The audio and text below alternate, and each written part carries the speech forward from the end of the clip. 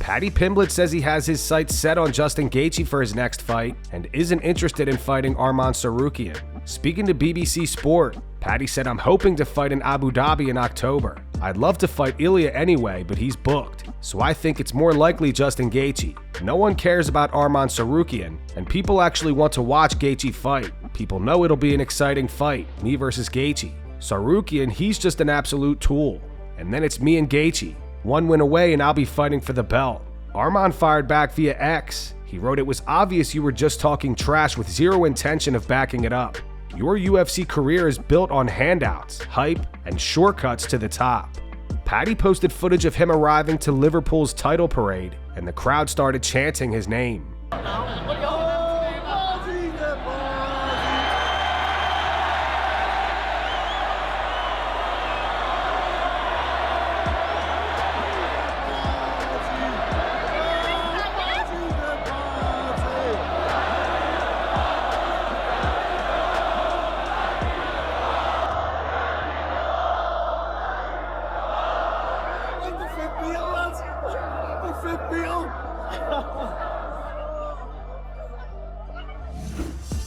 Fight announcements. Stephen Thompson is set to return to the octagon on July 12th at UFC Nashville, where he'll take on Gabriel Bonfim. Wonderboy is currently on a 2-fight skid, having suffered a second-round submission loss to Shavkat Rakhmonov back in 2023, followed by a third-round KO defeat to Joaquin Buckley last October.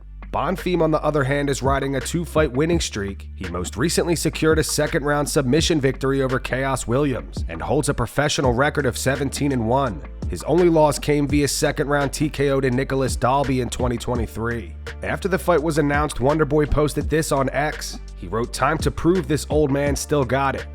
#redemption."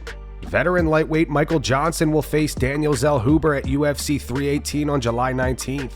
Johnson enters the matchup with momentum, currently riding a 2-fight winning streak. His most recent outing ended with a second-round KO of Atman Azaitar back in December. Zellhuber is looking to bounce back after a split decision loss to Esteban Ribovics. Jon Jones made an appearance on Vic Blend's podcast yesterday and spoke on whether or not he will fight again. Jon said, "I don't know what life holds as far as fighting and competing. I do feel like I'll be a lifelong martial artist, whether I'm coaching others or taking exhibition matches and things like that. There's a lot of great competition still in the UFC. I do view myself as more than a fighter. Being in my position, I feel like I have a lot more options than a lot of the other fighters as far as the ability to leave and return. Right now, I'm just focusing on love, happiness, and kindness. We're on the quarter-century mark, and this year should be a really special year." Jon Jones also opened up on how he would feel if he were to lose a fight. He says he'd be angry and depressed. Jon continued, "No, I don't think I could ever be a person who loves fighting as a non-winner. For me, I'm so connected to winning, it's probably not even healthy. I see fighters that take losses, and they smile, and they hug their wives, and they're like, hey, better luck next time. If I were to ever lose, I'd be devastated. I'd be angry and I'd be upset and depressed. That's just my winning nature. For me, do it with all of your heart, do it at the highest level, do it to the best of your ability, or don't do it at all."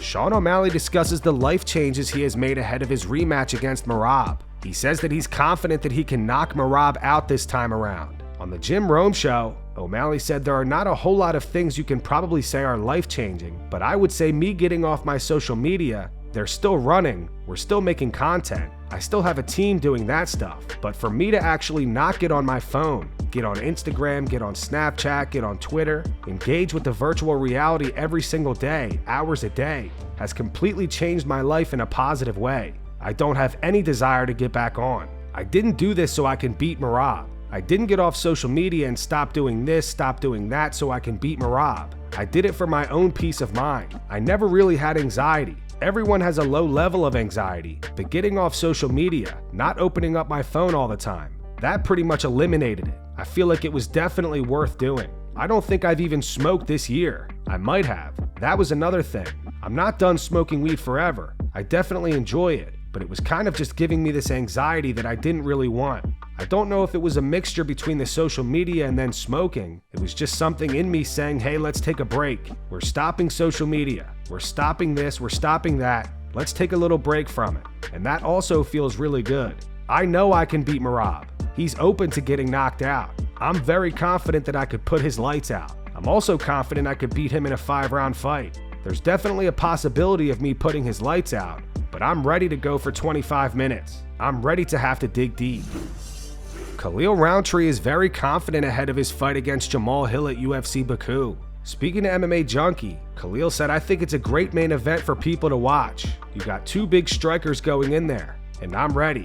I'm glad that the UFC called me. I've been training a lot. I've learned from my mistakes in that Alex fight and just went right back to work. Still got some scars, but they're healed. They're not going to open back up. My mind's good, my heart's good, and we get to travel. So I'm really fired up about this match. I feel good about this matchup, and this is the most confident I've been in a while. So I'm ready to share that with the fans."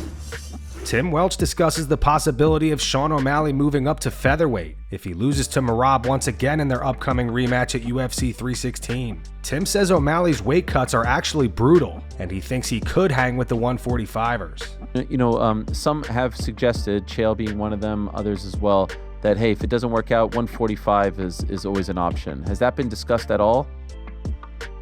I mean, it's definitely possible. It's definitely possible. There's still really big fights at bantamweight, and Sean's 5'11".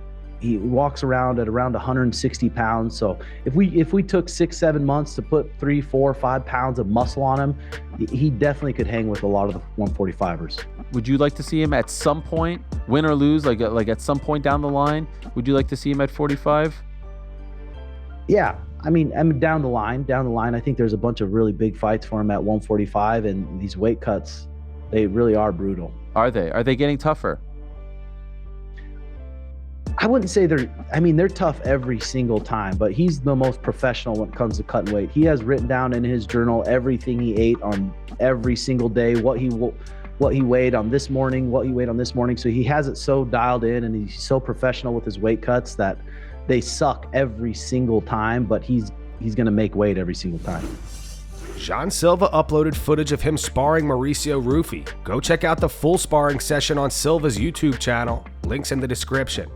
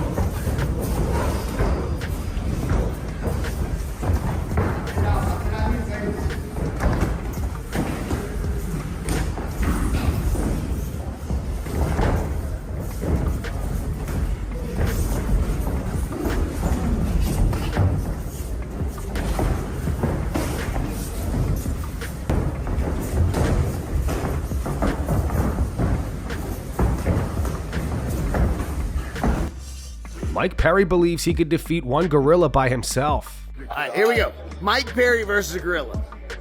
What happens? I win. I'm smarter than a gorilla, believe it or not. I get smarter with every hit. I'm gonna kill that gorilla. I'm gonna find a way. I'm gonna weave a basket together, cover its eyes, and stab it in the neck with a twig. You, how about that? Daniel Cormier thinks Merab Dvalishvili's toe injury may affect him more than he thinks in his upcoming rematch with Sean O'Malley. DC explains how it may impact Merab's ability to wrestle. Maybe, and you and I can really attest to this. Okay. A toe might seem like a small deal for a guy Yep. that doesn't kick that much. But it is a big deal for a guy that has to wrestle without a shoe. Imagine That's all fair, the yeah. push off we generate Yes. when you punch and when you shoot Yes. as a wrestler. And that was one of my biggest things when I started, man, was I had a difficult time pushing off of my back foot to drive into shots. That's why I would just snatch legs and then pick him up, because I couldn't figure out that drive without the wrestling shoe. Well, honestly, staying high level in MMA is probably the way to go. So you probably were great there. You had that nice little jab parry, head outside, then pick him up and dump him. You were great at that. But you want to hit but like I wanted to be able to run a dude over, but I couldn't, because I never quite could figure out how to drive off my foot without the shoe on, because I was so used to wearing the wrestling shoe. But again, a lot of that push is generated off of that pinky toe. Yes. You drive off of those feet. So for Merab, this is a much bigger deal, Ben, than he's letting on. I'm sorry. Belal Muhammad thinks Jack Della Maddalena should fight Islam Makhachev at MSG in November. Belal says he also wants to fight on the card. I hate to go here, but Jack Della Maddalena seems destined to defend his belt against Islam Makhachev. Seems like maybe some rumblings that it'll be at MSG. Talk to me about MSG, all that. Yeah, I mean, I'm excited, right? If it's MSG, for sure, I would want to be on that card, and definitely want to be on the same card as them. I think it makes a lot of sense. I don't think it makes sense for Islam to go all the way to Perth. I think that MSG, they usually have a big card, big main event. I don't know if they're trying to do Jon Jones for it, but like you said, we're swallowing hard on it.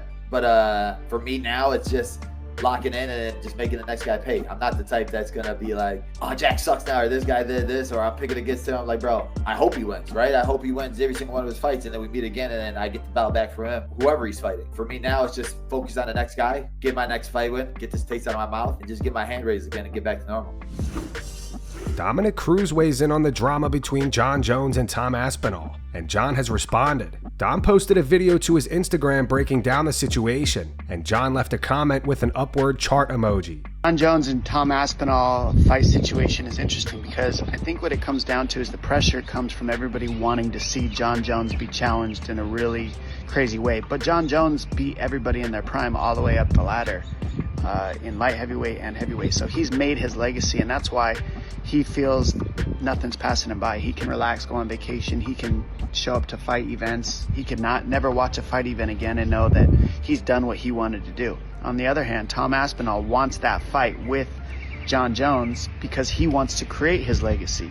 It can only come from responsibility in this one. I can't be a victim of the UFC not getting me the Jon Jones fight, and I can't be a victim of Jon Jones not giving me the fight. So the next step is, what am I responsible for? I see it as, take the next step. Don't look up too high, just take the next step.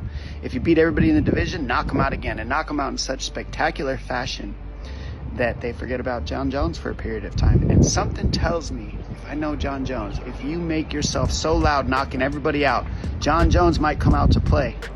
He might come out and prove then that he's better than Tom Aspinall, because he wants to. And that's the only way that's going to happen, is Jon Jones is going to fight when he wants to, because that's his legacy's been made and he's happy with it.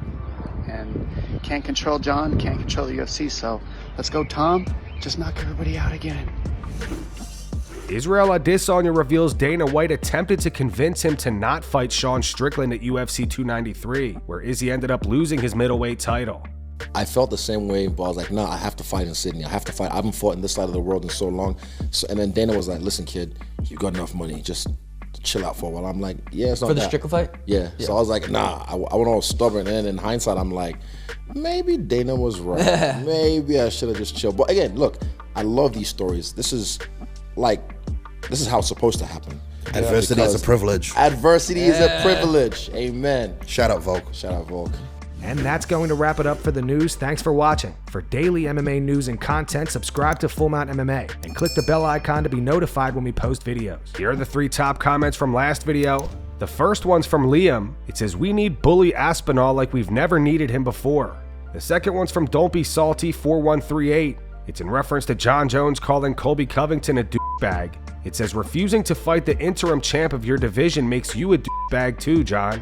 And the final one's from Todd Picogram, aka Satan. It's in reference to Michael Chandler still calling out Conor McGregor. It says, Conor is not coming back. Chandler is an idiot. Those were the 3 top comments from last video. If you want to be featured in the next one, all you have to do is comment down below. And if you missed yesterday's news, click the video on screen right now to get caught up.